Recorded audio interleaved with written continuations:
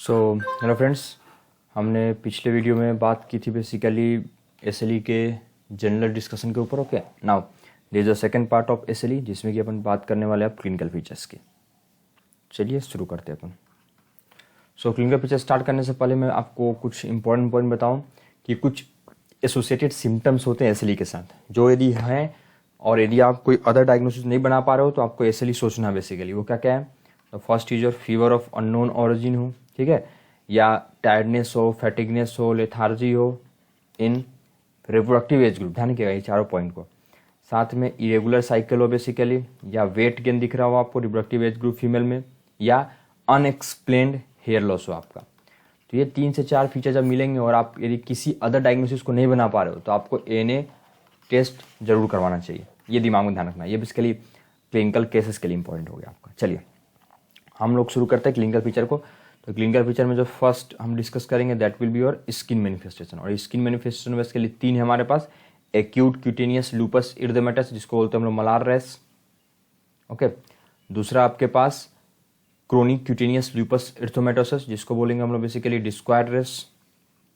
And the third one is your सब acute cutaneous lupus erythematosus. 3 हमारे पास हो गए। Okay, malar rash, discoid rash and sub acute cutaneous lupus erythematosus. तो शुरुआत करते हैं अपन बेसिकली मलार रैश के साथ। क्या इंपॉर्टेंट पॉइंट है, कैसे उनको देखते हैं बेसिकली। तो मलार रैश का ध्यान रखना कि मलार रैश आपका मोस्ट कॉमन रैश होता है बेसिकली एसएलई के पेशेंट में। ओके, ये मोस्ट कॉमन रैश होगा आपके एसएलई के पेशेंट में। नेक्स्ट पॉइंट, ये हाईली फोटोसेंसिटिव होगा आपका। Okay, this will be highly photosensitive, very very important. साथ में ध्यान रखना है ये जो मलार रैश है basically that will show tendency for scaling. ये टेंडेंसी दिखाता है आपके स्केलिंग के लिए। नेक्स्ट पॉइंट ध्यान रखना है कि जो मलार रैश है आपका that is non scaring. Okay, scar नहीं बनेगा। और सबसे करेक्टरिस्टिक फाइंडिंग क्या होता है मलार रैश का कि मलार रैश जो है आपका वो that will spare nasolabial fold. ये नेजोलेबियल फोल्ड को क्या करता है आपका छोड़ देगा। ये सबसे इंपॉर्टेंट ध्यान रखना है आपको, ठीक है। It spares nasolabial fold. इसी कारण से इसका एक डीडी हो जाएगा बेसिकली आपका एक्ने रोजेसी। ये आपका एक डीडी बन जाता है। तो मलार रैश के बारे में इतना ध्यान रखना है। Most common rash in SLE patient, highly photosensitive, tendency for scaling, non scarring and it spares basically nasolabial fold. Nasolabial fold को बेसिकली ये स्पेयर कर देगा। ओके, उसको नहीं टच करेगा। तो ये 3 से 4 पॉइंट ध्यान रखना आपको मलार रैश के बारे में। Now coming to the discoid rash, that is the chronic cutaneous lupus erythematous second. Okay, discoid rash, इसको देखते हैं अपन। डिस्क्वायड रैश क्या है बेसिकली। सो ध्यान रखना है कि ये डिस्क्वायड रैश जो है ये मोस्ट कॉमन डिसफिगरिंग रैश है आपका। Okay, this is the most common disfiguring rash, clear. और यहाँ पर जो रैश होगा ये भी इरिथेमेटोसिस रैश है और ये बेसिकली इन्वॉल्व करेगा आपके फेस को, स्काल्प को, नेक एंड बैक। ये एरियाज है जो जिसको बेसिकली इन्वॉल्व करेगा आपका discoid rash. Okay, face, scalp, नेक और बैक को इन्वॉल्व करता है। अब कुछ बायोप्सी फाइंडिंग में मिलेंगे आपको डिस्क्वायड रैश का। यदि बायोप्सी करोगे आप तो बायोप्सी फाइंडिंग मिलेगा बेसिकली। उसमें क्या क्या देखने को मिलेगा आपको? केरेटोटिक स्केलिंग देखने को मिलेगा आपको, देन फॉलिकुलर प्लगिंग देखने को मिलेगा just for pathology point, and आपको डर्मल एट्रोफी देखने को मिलेगा। ये आपको बेसिकली बायोप्सी फाइंडिंग हुआ। तो इससे उतना रिलेशन नहीं यहाँ पर हम, लेकिन याद रखना ये एमसीक्यू पूछा जाता है आपका। Okay, clear. Follicular plugging, dermal atrophy and keratotic scaling मिलेगा देखने को आपको यहाँ पर। नाउ ये जो डिस्क्वायड रैश है इसके लिए पता ही आपको बेसिकली सर्कुलर इरिथेमेटोसिस पैचेज मिलते हैं आपको। अब एक ध्यान रखना है डिस्क्वायड रैश से related that is known as 520 rule. एक रूल होता है बेसिकली जो कि डिस्क्वायड रैश से रिलेटेड है आपका, that is known as 520 rule. 520 rule का मतलब क्या है? Patient with discoid rash, okay, chances of development of SLE will be 5%। यदि कोई पेशेंट है जिसको डिस्क्वायड रैश दिख रहा है आपको तो उसमें एसएलई के चांसेस 5% के करीब करीब होंगे आपके। लेकिन पेशेंट हो विथ एसएलई तो उसमें डिस्क्वायड रैश के चांसेस आपके 20% होते हैं। तो इसी को बोलते हैं अपन 520 रूल।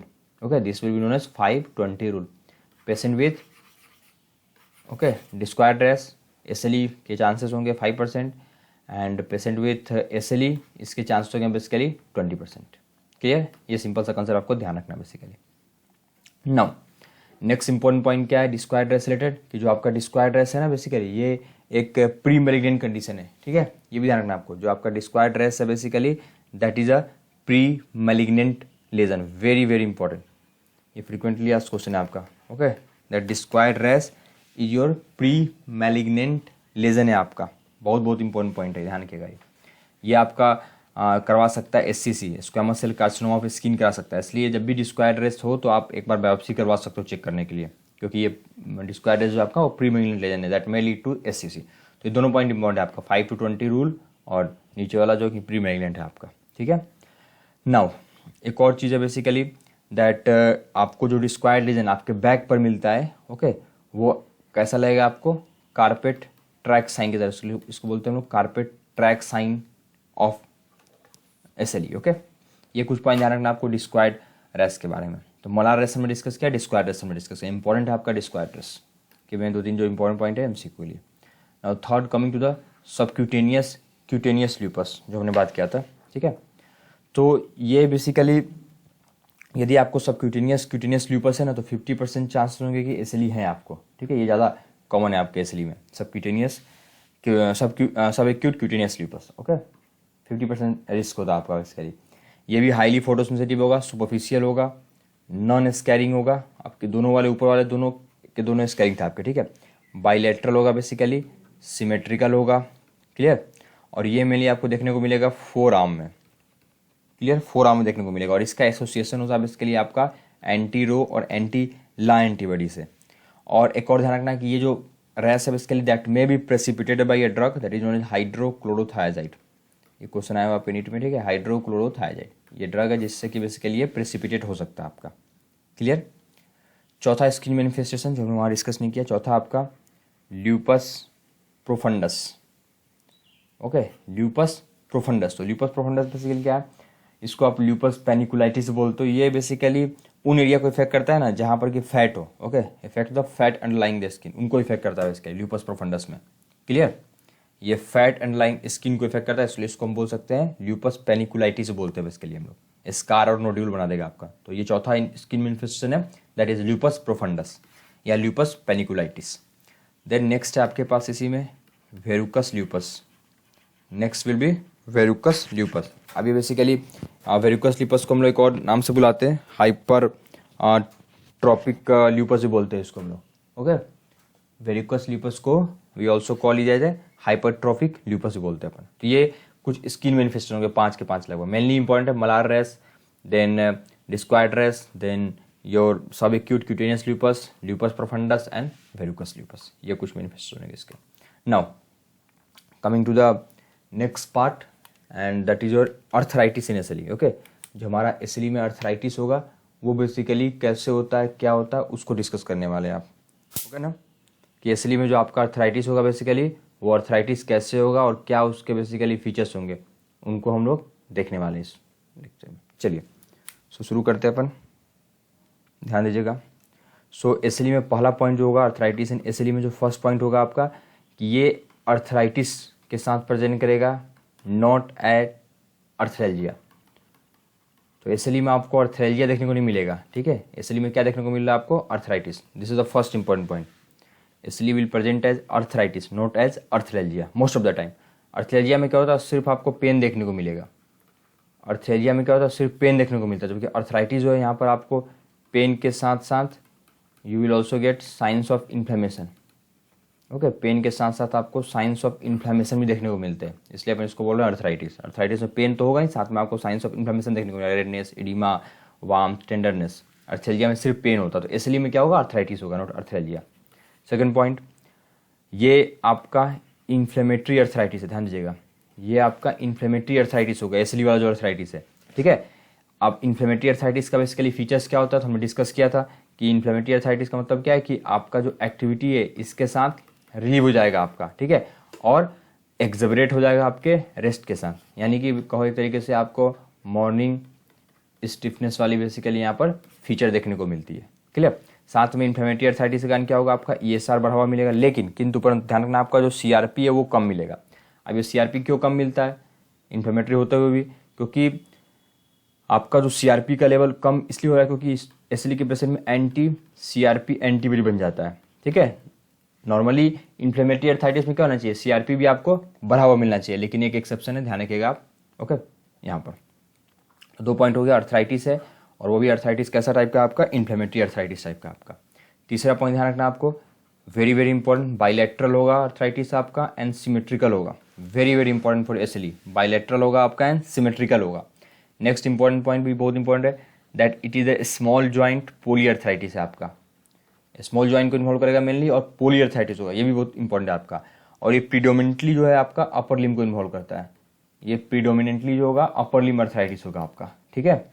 फिर एक और इंपॉर्टेंट पॉइंट क्या है, यहाँ पर आपको non deforming non erosive arthritis मिलेगा आपको, नॉन डिफॉर्मिंग और नॉन इरोजिव। जबकि आप बात करोगे आरए का, तो जो rheumatoid arthritis itself that is basically deforming and erosive. जो आपका रूमेटॉइड अर्थराइटिस होता है वो डिफॉर्मिंग होगा आपका एंड इरोजिव होगा आपका। जबकि बात कर रहे हो आप एसएलई को, तो एसएलई कैसा होगा आपका, नॉन डिफॉर्मिंग होगा एसएलई आपका और नॉन इरोजिव होगा आपका, ठीक है। एसएलई आपका नॉन डिफॉर्मिंग होगा और नॉन इरोजिव होगा, ये ध्यान रखना आपको। तो ये कुछ फीचर्स है जो कि आपको हेल्प करेंगे कि अर्थराइटिस एसएलई से रिलेटेड है कि नहीं है उसको पता करने में, क्लियर। ये कुछ इंपॉर्टेंट पॉइंट जो है आपके, तो ये इरोजिव और डिफॉर्म इरोजिव ये सब देख सकते हो बेसिकली आप एक्सरे कराकर पेशेंट का, ठीक है। पेशेंट के एक्सरे के लिए जाओगे आप, वहाँ पर आपको ये इरोजिव या ये सब आपको देखने को मिलेगा आपको, ठीक है। चलिए अब बढ़ते 2-3 इंपॉर्टेंट पॉइंट पे जो कि एमसीक्यू वाइज इंपॉर्टेंट है। एक होता है आपका jacquard arthropathy, okay, jacquard arthropathy. तो जैकॉर्ड आर्थ्रोपैथी क्या है कि है एसएलई का अर्थराइटिस ही, ओके, एसएलई अर्थराइटिस है, लेकिन एसएलई अर्थराइटिस ओके जो कि बेसिकली डिफॉर्मिंग हो जाए कभी कभी, एसएलई अर्थराइटिस विच डिफॉर्मिंग नॉन इरोजिव, ओके, नॉन इरोजिव अभी भी है लेकिन डिफॉर्मिंग हो जाएगा कभी कभी, तो उसको बोलते हैं अपन जैकॉर्ड आर्थ्रोपैथी, ठीक है। ये ध्यान रखिएगा आप, ये ध्यान रखिएगा इरोजिव हुआ यानी कि आपको आरए सस्पेक्ट करना है। यदि इरोजिव हो रहा है तो आपको आरए सस्पेक्ट करना है, आरए सस्पेक्ट करना है यानी कि आपको एंटी-सीसीपी जरूर चेक करवाना चाहिए यदि इरोजिवनेस दिख रहा है आपको तो, ठीक है। एक और चीज, दो तीन केस वाइज कुछ क्वेश्चन ध्यान रख लीजिएगा। यदि आपका एक ज्वाइंट सोलिंग हो रहा है, वो भी आउट ऑफ प्रोपोर्शन हो रहा है आपका, ठीक है। जैसे कि मान लीजिए आपको 3 डे हिस्ट्री आपके फीवर का on off, swelling and oedema of knee joint दिख रहा है आपको, एसिमेट्रिकल है, सीवियर टेंडरनेस है आपको, तो दैट में be the case of the septic arthritis, okay, वो हो सकता है आपका सेप्टिक अर्थराइटिस केस हो सकता है। सो ये कुछ इंपॉर्टेंट पॉइंट्स हैं आपके स्किन मैनिफेस्टेशन और अर्थराइटिस रिलेटेड जो मैनिफेस्टेशन था उसके डिस्कशन था। नाउ अब आएंगे अपन organ system manifestation of SLE में नेक्स्ट वीडियो में, okay. So thank you for watching.